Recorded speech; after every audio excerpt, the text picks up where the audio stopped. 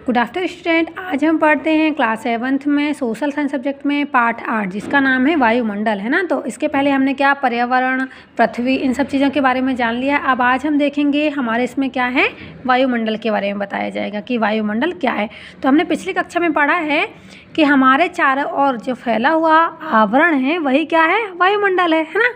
तो देखिए इसमें आगे लिखा हुआ है कि पिछली कक्षा में हमने यह जाना कि सौरमंडल में पृथ्वी ही एक ऐसा मात्र ग्रह है जहां जीवन पाया जाता है। यहाँ बड़ी संख्या में विभिन्न प्रकार के जीव जंतु और पेड़ पौधे पाए जाते हैं। यह इसलिए संभव हुआ कि पृथ्वी पर जीवन के लिए आवश्यक तत्व जैसे क्या, हवा, पानी उपलब्ध है।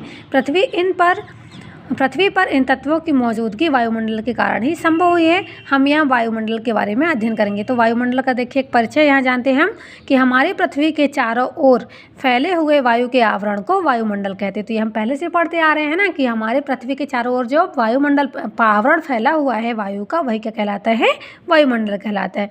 यह समुद्र तल से लगभग 1600 किलोमीटर की ऊंचाई तक फैला हुआ। और ये कहाँ से, समुद्र तल से लगभग 1600 किलोमीटर की ऊंचाई तक फैला हुआ है। वायुमंडल में घनत्व भी होता है जो ऊंचाई के अनुसार तेजी से घटता जाता है। वायुमंडल में क्या होता है, घनत्व भी होता है जो ऊंचाई के अनुसार तेजी से घटता जाता है। वायु का लगभग 97% भाग धरातल से 30 किलोमीटर की ऊंचाई तक पाया जाता है। जो वायु का लगभग कितना भाग होता है, 97%, वो पृथ्वी से 30 किलोमीटर की ऊंचाई तक पाया जाता है। पृथ्वी से ज्यों ज्यों दूर होते जाते हैं वायु विरल होती जाती है। विरल मतलब क्या हो जाती है, सरल होते जाती है। ये देखिए वायुमंडल का चित्र बना गया है। ये पृथ्वी है और पृथ्वी के चारों ओर ये आवरण है ना। यही आवरण क्या कहलाता है, हमारा वायुमंडल कहलाता है। अब महत्व देखिए, पृथ्वी पर जीवन का अस्तित्व बनाए रखने के लिए वायुमंडल का बहुत महत्व है। क्यों है, क्योंकि यह सूर्य की परावैंगनी घातक किरणों से पृथ्वी के जीवनधारियों को बचाने में सहायक है। जो सूर्य से डायरेक्ट किरणें आती हैं परावैंगनी पर, वो यदि सीधे पृथ्वी पर पड़ेंगी तो हम आसानी से नहीं जी पाएंगे, है ना। जो किरणें आती हैं उससे क्या होता है, वो बहुत तेज़ होती हैं, उससे बहुत सारी बीमारियां होती हैं उसमें। तो सबसे पहले वो कहाँ आती हैं, वायुमंडल पर आती हैं, फिर वायुमंडल से होते हुए हमारे पास आती हैं। तो हुआ ना ये वायुमंडल का बहुत अधिक महत्व। दूसरा देखिए, यह पृथ्वी पर जीवन हेतु अनुकूल तापमान बनाए रखता है, जिससे पृथ्वी का धरातल ना अधिक गर्म होता है और ना ही अधिक ठंड होता है। ये हमारे जीवन के अनुकूल के क्या करता है, हमारे जीवन के अनुकूल ही तापमान को बनाए रखता है। तीसरा पॉइंट देखिए, वायुमंडल पृथ्वी पर एक स्थान से दूसरे स्थान तक ध्वनि तरंगों को भेजने का माध्यम है। जो वायुमंडल है वो पृथ्वी पर एक स्थान से दूसरे स्थान पर ध्वनि तरंगों को भेजने का माध्यम है। वायुयान की उड़ान भी वायुमंडल के कारण ही संभव हो सकी हैं। पृथ्वी पर मौसमी परिवर्तन जैसे ताप संतुलन, वायु का संचार, वर्षा आदि वायुमंडल के कारण ही संभव है। ठीक है, तो देखिए हमको ये 4 महत्व पता चले ना वायुमंडल के। आगे देखते हैं हम इसके। ये देखिए, हमारे जीवन को बनाए रखने के लिए इसमें प्राणदायी गैस एवं रक्षक गैसें भी हैं। ये वायुमंडल में क्या है, बहुत अन्य प्रकार की गैसें हैं जो हमारे लिए बहुत ही उपयोगी हैं, हमारे प्राणों की रक्षा करने के लिए और हमारे प्राणदायी जीवनदायिनी गैस जैसे ऑक्सीजन, है ना। अब वायुमंडल का संगठन हम पढ़ते हैं कि वायुमंडल का संगठन कैसे होता है। तो हमारे चारों ओर फैली वायु अनेक गैसों का मिश्रण है। इनमें नाइट्रोजन 78%, ऑक्सीजन 21% तथा 1% अन्य गैस है, जिनमें कौन कौन सी होती है, argon, carbon dioxide, hydrogen, helium तथा ओजोन पाई जाती है। साथ ही कुछ मात्रा में जलवाष्प, धूलकण, धुआं आदि विद्यमान रहते हैं। ऑक्सीजन जीवनदायिनी गैस है। नाइट्रोजन सर्वाधिक मात्रा में होते हुए भी अप्रत्यक्ष रूप से वनस्पति के विकास में सहायक होती है। हाइड्रोजन और ऑक्सीजन के मिलने से पानी बनता है। समझ में आ रहा है ना।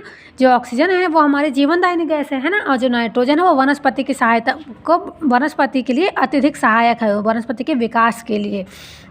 और हाइड्रोजन और ऑक्सीजन के मिलने से क्या बनता है, पानी बनता है। आप लोग आगे क्लास में पढ़ेंगे, जब केमिस्ट्री में पढ़ेंगे तब पता चलेगा कि हाइड्रोजन और ऑक्सीजन कैसे आपस में क्रिया करते हैं तो जल बन जाता है। कार्बन डाइऑक्साइड और जल दोनों पेड़ पौधे के विकास के लिए आवश्यक है। ओजोन गैस सूर्य से आने वाली घातक परावैंगनी किरणों से हमारी रक्षा करती है। देखिए वायुमंडल के संगठन का यहाँ ये डायग्राम बना हुआ है, आप इसको अच्छे से देखिएगा और समझिएगा। फिर ये देखिए हम आपको और अगले पॉइंट समझाते हैं। पृथ्वी के चारों ओर फैले वायु के आवरण को वायुमंडल कहते हैं।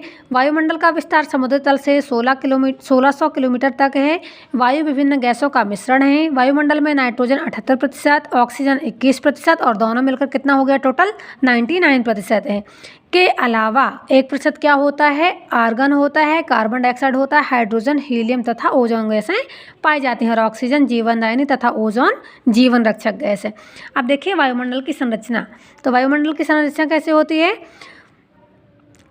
तापक्रम की भिन्नता और तापक्रम में परिवर्तन की दर के आधार पर वायुमंडल को 5 परतों में बांटा जाता है। कितनी परतों में बांटा जाता है? 5 परतों पर। पहला परत कौन होता है? क्षोभ मंडल, दूसरा समताप मंडल, तीसरा मध्यम मंडल, चौथा ऊष्मा मंडल और पांचवा होता है वायुमंडल। ये देखिए चित्र में आपको दिखेगा, इसमें ये देखिए चित्र बना गया है। सबसे पहले ये आता है हमारा, ये धरातल है, धरातल मीन्स पृथ्वी, फिर क्षोभ मंडल, फिर समताप मंडल, फिर मध्य मंडल, ये ऊष्मा मंडल और ये लास्ट में आता है हमारा वायुमंडल। तो आप ये चित्र को देखिए, ये सब पूरा बना गया। पहला हम जानते हैं क्षोभ मंडल।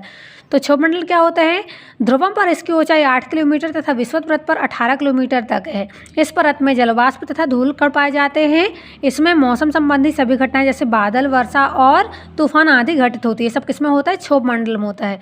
इसी परत में सभी प्रकार का जीवन पाया जाता है। इसमें ऊंचाई बढ़ने के साथ साथ तापमान घटता जाता है। धरातल से प्रति 165 मीटर ऊंचाई के साथ 1 डिग्री सेल्सियस की दर से तापमान घटता जाता है। इस मंडल को परिवर्तन मंडल के नाम से भी जाना जाता है ना। क्षोभ मंडल को और किस नाम से जाना जाता है? परिवर्तन मंडल के नाम से भी जाना जाता है। दूसरा देखिए समताप मंडल। तो वायुमंडल की दूसरी परत समताप मंडल कहलाती है। चित्र में देखिए बना गया है कि देखकर इसकी ऊंचाई ज्ञात कीजिए। इसमें 20 किलोमीटर की ऊंचाई तक तापमान समान रहता है, फिर क्रमशः बढ़ने लगता है। तीसरा आता है हमारा मध्य मंडल। तो इस मंडल की ऊंचाई समुद्र तल से 50 से 80 किलोमीटर है। इस मंडल में जलवाष्प, बादल तथा धूल के कण की कमी के कारण तापक्रम कम है और पवन काफी तीव्र गति से बहती है। फोर्थ आता है हमारा ऊष्मा मंडल। तो ऊष्मा मंडल का फैलाव समुद्र तल से 80 किलोमीटर की ऊंचाई से शुरू होता है। इस मंडल में वायु का घनत्व बहुत कम है। इसमें ऊंचाई के साथ साथ तापक्रम बढ़ता है। ठीक है, तो ये हमारे यहाँ से 4 मंडल कंप्लीट होते हैं। लास्ट बचता है हमारा वायुमंडल। तो हम अब उसके देखते हैं। ये देखिए इन मंडलों में गैसों की 2 परतें भी हैं, जिन्हें ओजोन परत और आयन परत यानी आयन मंडल कहते हैं। ओजोन परत का फैलाव पृथ्वी से 32 से 80 किलोमीटर की ऊंचाई तक है। इसमें ओजोन गैस की प्रधानता है। यह परत सूर्य से पृथ्वी पर आने वाली हानिकारक परावैंगनी किरणों को सोख लेती है। आयन परत पृथ्वी से 80 से 400 किलोमीटर की ऊंचाई पर है। इस परत में मौजूद विद्युत कण पृथ्वी से प्रक्षेपित तरंगों को रोककर पुनः पृथ्वी पर लौटा देती है। इस तरह यह हमें रेडियो ट्रांजिस्टर के माध्यम से विभिन्न प्रकार के रेडियो प्रोग्राम सुनने में मदद करती है। ठीक है, ये जो तरंगें लौट कर आती हैं उसी कारण हम ये रेडियो में विभिन्न प्रकार के प्रोग्राम देख सकते हैं और सुन सकते हैं। ध्रुवों पर ध्रुवीय प्रकाश की झलक इस परत के कारण ही दिखाई देती है। लास्ट बचता है हमारा वायुमंडल। तो यह है वायुमंडल की सबसे बाहरी परत है। इसकी ऊपरी सीमा अनिश्चित है। इस परत में वायु का घनत्व सबसे कम होता है और यहाँ वायु विरल होती है। तो ठीक है, आज हमारा ये पाठ यहाँ समाप्त होता है। आप इस पाठ को पढ़िए और समझिए, फिर हम अगले वीडियो में इसका सॉल्व कराते हैं आपको अभ्यास प्रश्न। ठीक है, जब तक आप इसको अच्छे से पढ़िए और समझिए। धन्यवाद।